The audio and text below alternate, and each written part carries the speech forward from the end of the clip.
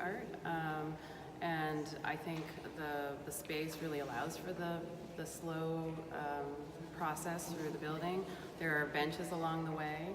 Actually, the benches were designed by Martin Purrier in collaboration with the furniture maker Michael Hurwitz. And you'll notice that there are no wall didactics other than very few lines about the artist, the title, the date, and the medium. Other than that, there's no explanatory text. And this is because we want people to come to their own conclusions or have a conversation with one of our guides who are eager to engage and hear from you, from the visitors.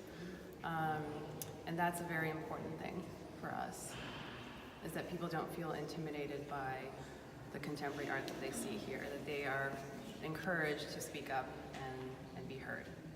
So. Thank you.